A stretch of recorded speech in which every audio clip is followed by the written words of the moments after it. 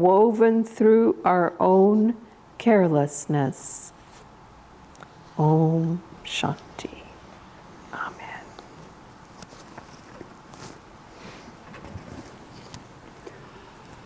Well, welcome everyone again, and thank you, Vaughn, for this beautiful altar. We've got Goddess Saraswati for prosperity and success here.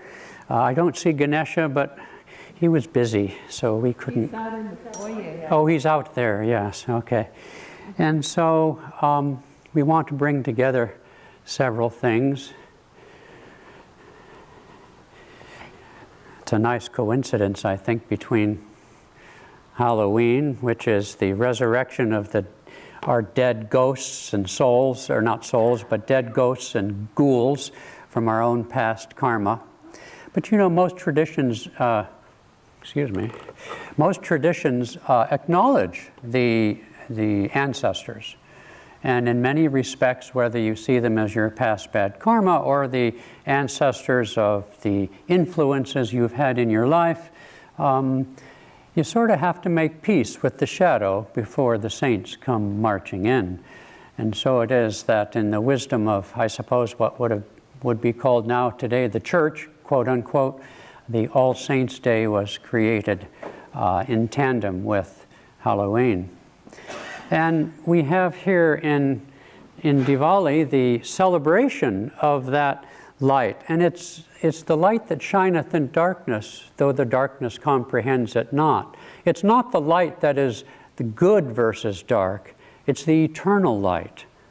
And Patanjali talks about in the Yoga Sutras that our awakening is not merely a process of adding knowledge or information we didn't have, but it's remembering. It's partly what the allegory of the Garden of Eden is Tat Tvamasi, thou art that. That is who we are. And there contains in a thread of our consciousness, however deeply buried by the mud of our delusions, if you will, deeply buried is that memory. It's like when you're ill, it's foreign. If you're poor, it's foreign. All of those things that encrust us. If you can't have a job, it's not normal. It's not right. It's foreign, in other words. We have within us, and when we do not so good things, we easily make excuses for ourselves. Maybe not so much for others, but nonetheless, it's foreign to us, you see. There is deeply embedded in ourselves that knowing of our purity, our goodness, our happiness. And so it's really a question, and the affirmation is perfect for this, because it's really a question of our influences.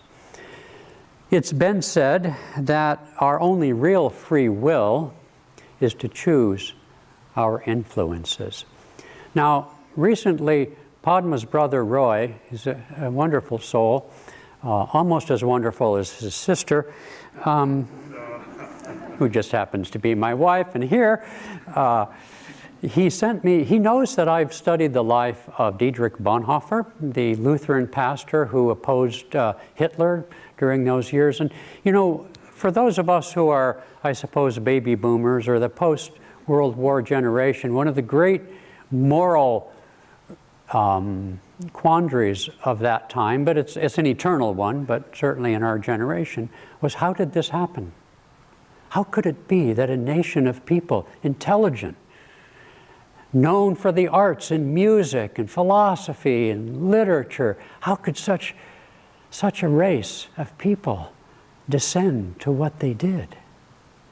And so when Bonhoeffer was a high-born, high-caste aristocrat in the German hierarchy, and so he and his family were largely untouched, even though as a pastor he opposed Nazism. He got by until the end, when he finally, with great angst and conscience, participated in an assassination attempt of Hitler. Prior to that, he managed to get himself some diplomatic immunity. He was basically a spy. doing what he could, never got caught. But when he participated in a failed assassination attempt, he got caught.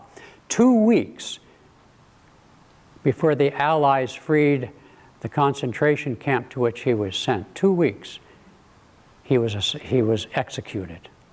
He almost made it by 2 weeks. And while he was in that camp, and he was a prolific writer and truly a saintly soul, he wrote, he in the midst of this was trying to figure out, how can it happen? And we see this today. How can it happen that such divisiveness exists? And so he came up with the idea that what he called the theory of stupidity. I don't know why I'm laughing. There's nothing funny about stupidity, but it was an interesting theory. But really, if you turn it around, and I read what he wrote, it's actually more akin to Yogananda's well-known, at least amongst us, well-known statement that thoughts are universally, not individually, rooted. You see, like all cultures, we have a myth. And our myth here in America is that we are free, that we are independent, that we get to choose. And therefore we deny and suppress the reality of just how influenced we are by the culture, by our parents, by the people around us. We don't think, how many people have I seen say, well, or fit in that category, spiritual but not religious, which for most of them, I'm afraid, I suspect at least, means they do absolutely nothing. Like my dear brother Devon, who invented the Church of Devon, as he puts it tongue-in-cheek, in the tradition of Irish self-deprecating humor, it probably doesn't mean anything, okay? And so it's the influences that we choose that are the most important thing in our lives. And so Bonhoeffer's theory of stupidity is, he pointed out that when some power comes into a culture and rises, that people get swept up in it. Well, yes, that's stupidity, but I think, as I say, it's deeper than that, because we are not, no man is an island, poet Donne was that the fellow said, and of course we're not an island. We are sort of an island, but we're all connected underneath the sea. It reminds me of an image that came. Imagine you're in a large lake. You're in a little boat, and you're the soul, let's say, and you look at this great lake of creation, and you dip your hand down because you want to be part of this creation. So you dip your hand down to take some of that water of the creation. And you know what happens, right? The water begins to drain out and so forth. So that's like our lives. We pick up the water of this life and we want to hold it, we want to keep it, but it just dribbles away. And in a short order, we're gone. We're back into the great sea of life. And so we cling to things that are evanescent, that aren't true. And so this issue that we face, in fact, somebody, a good friend of mine, wrote to me the other day, and I sent a copy of my response to a number of friends. But basically, how can it happen that family members, I come not to bring peace, but a sword. How is it that family members can be so divided on today's great issues? A nation divided on all the great issues. You see, it's the influences that we choose that make the difference. Because in this world of light and dark, and in the midst of our actions, as it says in the Gita, we can't really know whether we're doing the right thing. Not really. In fact, not until it's over with do we know whether we succeeded or failed, whether that be material or spiritual. We don't really know. We can only do the best we can. And as Yogananda put it, environment is stronger than will. And so choosing an influence that you feel drawn to, uplifted by, is really the most important choice that we have to make. I knew there was a story I wanted to tell, but the beautiful prayer of the Our Father asks us, invites us, because as it said in the reading, God knows that we need food and shelter and all these things, but for us to look to that light, to look to that eternal prosperity, that eternal goodness, that which never wanes. Okay, ah, moon of my delight, which knowest no wane. When we look to that light, that is not only who we are, but is the only truth that we can aspire to in this life. There was, speaking of influences, I remember this story that Swami Ananda would tell sometimes. I don't really know its origins, but it doesn't matter. You know, these stories are just stories. And by the way, I was thinking of the story that Murli told last year about Kali destroying the bloodletting demon, and every drop of his blood, if it touched the ground, would spout another demon. And so her big giant tongue was so big that she caught all the blood on this guy. And then I was thinking, most modern parents don't want their children to read the little grim fairy tales from the European tradition. Well, they should try some of the stories out of India that would blow them away. But anyway, so there was this little village in India that one day a number of people within a week, let's say, suddenly died. And so the villagers, they went to the outskirts of the village and pronamed before the saint protector, the sadhu of the village, and prayed for his help. And he said, well, I'll see what I can do. And so he later goes into meditation, and he sees in the astral that a demon had come and killed these people. And so he called forth the demon to his side, and he said, I am the protector of this village. You will not harm the villagers. And so the demon said, oh, okay. And next week, more people died.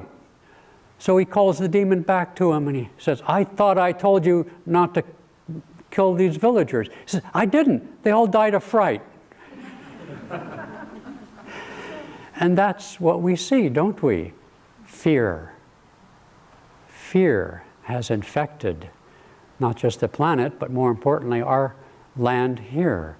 Fear is the source of our divisiveness. Fear that if I maybe get a shot, my body's going, who cares about the body? We're not the body anyway. Didn't anybody hear that one? You see, it's fear that has infected this land. Whatever else you may choose is up to you, but fear will never take you down the right path unless your response to it is creative and positive and so forth. You know, like guilt, it can be a good reason to reform yourself, and fear could be a good reason to do something about it. That's different. But nonetheless, those are the influences that we choose. In this beautiful prayer, the Our Father is an affirmation of that connection that we have.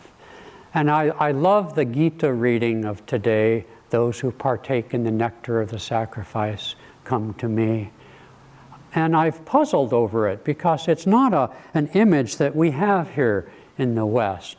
Nectar, sacrifice, I mean, the great yagyas, the fire ceremonies of India and other cultures, but we don't really have that tradition in quite the same way. Closest thing I can remember was Ash Wednesday, when you'd go in and they'd take the ash and, you know, do this. And I'm not sure even why they did that. Oh, I know, to remind you that to dust, that you come. Okay, fine, you know. But it's a beautiful thing. Think of this as in human terms. Think, for example, somebody dies, or after a war and they honor the dead. When you do a good deed, there's a certain satisfaction that comes from doing that which is right, from honoring your ancestors, honoring your past, and then moving forward, you see? And so when we make that effort to become clear, to have perspective, to honor that which is, then the nectar after that sacrifice is that which brings satisfaction and closure, catharsis, if you will. And so in meditation, the nectar is sitting in the silence. We practice our techniques, we chant perhaps, we practice Kriya or these different techniques that we have. We focus our mind and our hearts. And then we're taught to rest in the equipoise, the afterpoise of our pranayama. That is the nectar that brings to us that grace. And so when we make the right effort to keep apart those influences that generate fear in us, divisiveness, judgment, etc., and offer ourselves into that light, the satisfaction that comes from that is the nectar of the concentration, the nectar of the wisdom, the nectar of the devotion offered to the only reality there is. And I'd like to end with, I did this last year, so it worked last year, so it should work today, which is my own version of the Our Father. You know, I grew up with that prayer, and to this day I still use it. You know, good Catholic boy, you know, I still can say, Hail Mary, full of grace, the Lord is with thee, etc. But the Our Father is a beautiful prayer, and I'd like to close with it. Our Father, who art in bliss, hallowed be thy sacred name of Om. May thy kingdom of omnipresence come, and thy will be done on the earth of my actions, as in the heaven of thy consciousness. Give to us each day the nourishment of your sustaining joy. May your grace dissolve my bad past karma, and may we in turn release others from their karmic debt to us. May you be more tempting than temptation, and thus may we be delivered from delusion, for you alone are the power and the glory, the sole reality forever and ever. Amen. Happy Diwali and Halloween. Music.